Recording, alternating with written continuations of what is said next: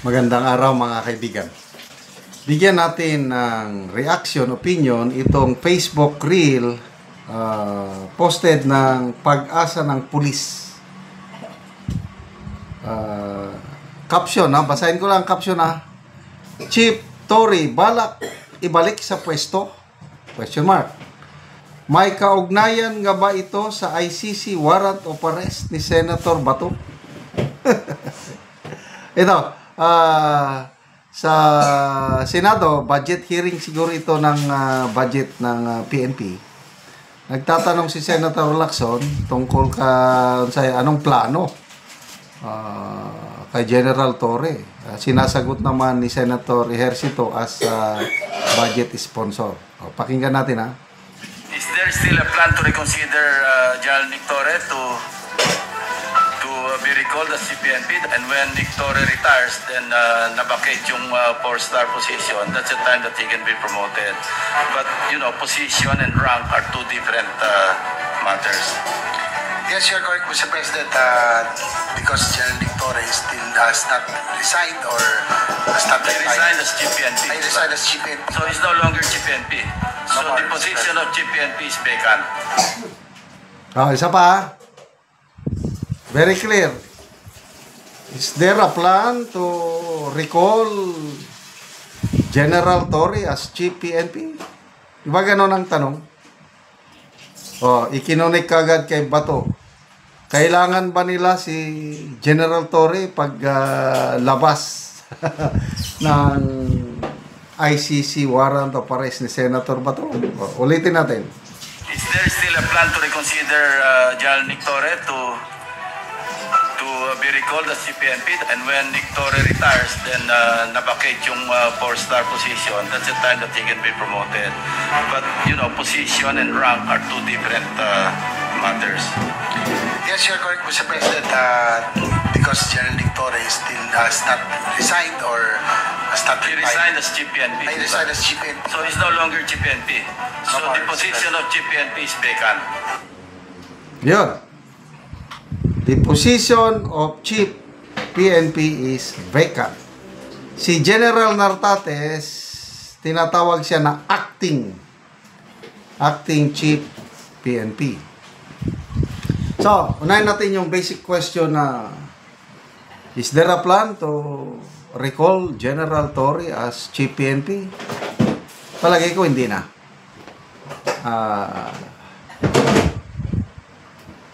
With General Nartates as acting chief, palagay ko mas tiwala ang Pangulong Marcos dito kay General Nartates ngayon. Dahil, ito, opinion ko lang ito isa siyang Ilocano. Si General Torre, hindi naman Ilocano Ilonggo, Bisaya. So,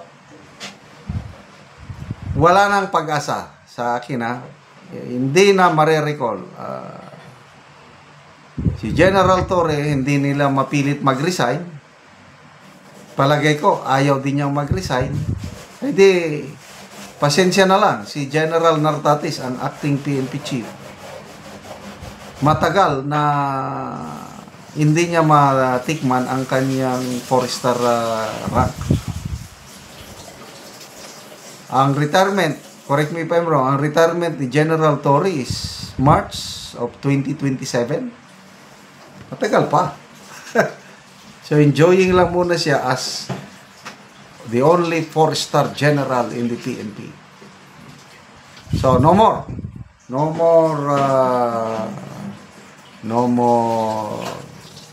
chance for General Torre na maging Chief PNP.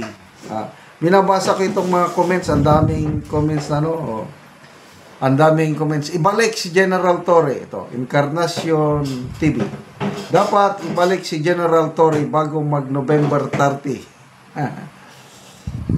Christy Cabugwas, ibalik si General Torre, tapat sa serbisyo. Enrique Porcion Cula, please, General Torre, back as PNP chief again. Adopt Makairan, yes, babalik si Chief Torre. Joselito Navarro Inigo, Senator, ibalik si General Torre. Wala, ang desisyon, ibalik, ay nasa Pangulo. Hindi nga siya binigyan ng yung promise, di ba? Nung sinibak nila si General Torre, may promise na bibigyan ng posisyon na parang related sa anti-corruption drive. Yan ang promise nila eh. O ano ngayon? Meron bang ibinigay? Wala. So dito mo makita na ano lang siya. Mayroong mangga, mayroong ginamit. Ginamit si General Torre sa kagustuhan nilang mapakulong si Tatay Digong natin. Eh ngayon tapos na, nandun na, ay di na nila kailangan, kaya goodbye. Ganyan talaga ang buhay. So, paano naman yung kay Senator Bato kung lalabas, kung totoong lalabas na yung warrant of arrest? Hindi mo na kailangan ng isang General Torre kasi ang Korte Suprema alam na yung meron ng petition si Senator Bato na una na siya sa Korte Suprema. At ang Korte Suprema nag-issue na ng guidance na pagdating sa mga ganyan, yung extradition, hindi na nila pwedeng ulitin yung ginawa nila kay Tatay Digong. Kasi yung kay Tatay Digong, executive judgment o decision lang yun, init sa puwera nila ang korte. Ang sabi ng Supreme Court, extradition requires judicial approval. Ibig sabihin, hindi nila mapadala si Senator Bato sa ICC kung hindi magsalita ang korte. Kaya, safety na lang po tayo. Never again, yung kay Tatay Digong. Pagdasal na lang po natin ang ating minamahal na Tatay Digong. Lalo na bukas ng hapon na yung desisyon ng ICC Appeals Chamber. Everyday, pinagdarasal ko ang ating Tatay Digong na malampasan niya ang pagsubok nito. Makabalik siya dito sa Pilipinas bago mag-2028, masaksihan niya ang pagiging presidente ni VP Sara. Salamat mga kaibigan sa inyong pagsubaybay sa ating channel. Nakakatulong kayo ng malaki sa tribong Talandig ng Bukidnon dahil ang income natin sa channel na ito is pantulong po sa tribo. Namimigay tayo ng libreng yero at pako para makapagpatayo naman itong tribong ito ng mas maayos na tirahan. Panoorin nyo ang video nito. Karon mag-atok na gyud si Kuya. Kuha na niya ang ngero nga tayo buslot ni Nanay daw.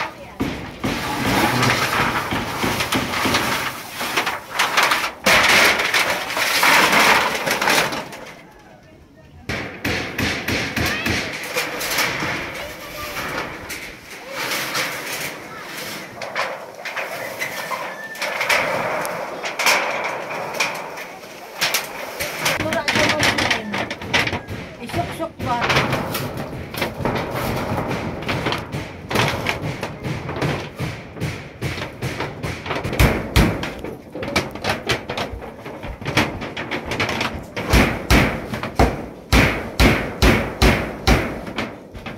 Karon naman na gyud ang pag-atok ni Kuya. Balay. So maayo na gyud nga tan-awon. Kadili naman ingon pareha ganin na nga buslot. Karon naman na gyud sa pag-atop. So maayo na nga tan-awon dili na pareha ganin na nga mabuslot.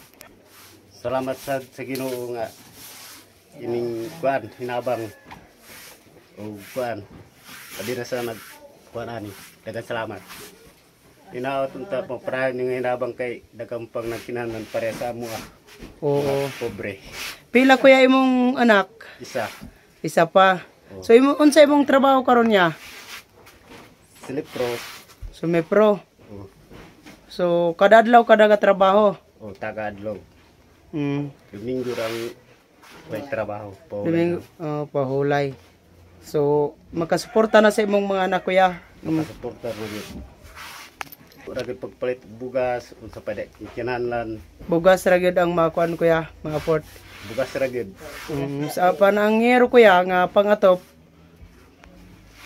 So Wa na gid mabudgetan. wala na nabudgetan. So igo lang sa pagkaon imong trabaho kuya. Igo ra gid sa pagkaon napagid binulan nga motor Oh, salamat kayo kuya.